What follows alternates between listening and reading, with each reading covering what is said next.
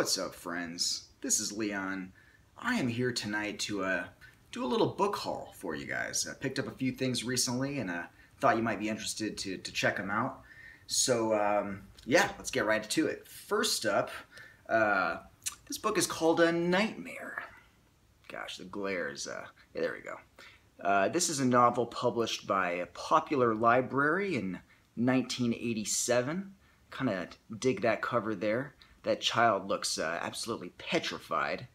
I don't know what it is. I'm a public school teacher myself, and I just love to see the look of petrified children. So this looks like a lot of fun. Okay. Next up, we've got The Voice of the Visitor. This one was published by Avon Press in 1986. And that is an intriguing cover there. I kind of like that. Okay. Next up, I'm really excited about this one.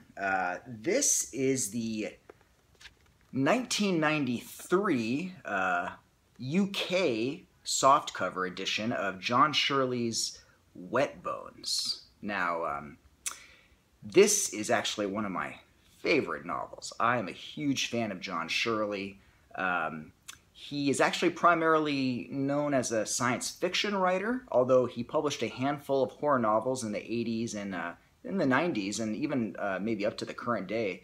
But some of those, in particular Sellers and In Darkness Waiting, and then this one, are absolutely phenomenal. If you haven't read John Shirley, be sure to do that. I had his leisure reprint of Wet Bones, which was published in, I believe, 1999. But I kind of dig that cover there. That's kind of cool. So always happy to have a new edition or a different edition of a John Shirley book, because he's fantastic.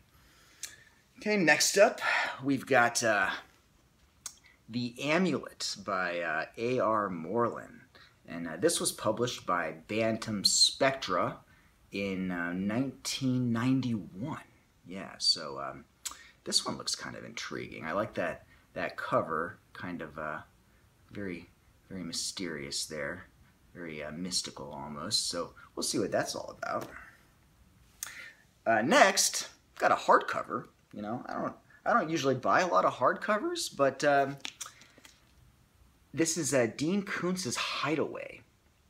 Now, I have not actually ever read any Dean Koontz, to be quite honest. He's a blind spot for me. I have quite a few of his books that I have been meaning to get to for quite a long time, and this one I heard was interesting. Actually, this was actually made into a movie in the 90s. Not a very good movie, but I remember seeing it, but I remember hearing that the book is much better, and I do dig that cover. That's very kind of spooky. You got kind of an ambulance out there parked in this tenebrous wood, kind of the moon glow diffusing through the clouds, and the ambulance is framed by those kind of bare skeletal trees. Very cool stuff. Kind of understated and spooky. I kind of like that. One that is not very understated is this 1984 first edition printing of Sean Hudson's Erebus. Now, this is published by Star, and one thing I love about the UK publishers is that they really go for it. I mean, they really don't care. Their covers were often quite graphic, much more graphic in my opinion than the US publishers of the time. In fact, just as for fun, I own the leisure edition of this same book, and there it is. And I don't know. I mean, yeah, there's a little blood dribbling down the vampire's lips, but I mean, when you put them side by side, when you juxtapose them like this, I don't know. I mean, the UK one seems to me much more in your face. There is absolutely no ambiguity here about what kind of book this is. This is basically, they're just explicitly saying, yes, buy this, it's trashy, it's gory, and we make no qualms about it. So yeah, gotta love the UK publishers. I hope to soon do a little video overview of some of my UK titles, Hamlin and Star primarily. Those are really fun. Okay, got two more. Next up is Night Glow, and that is a really cool cover. This was published by Pinnacle in 1989.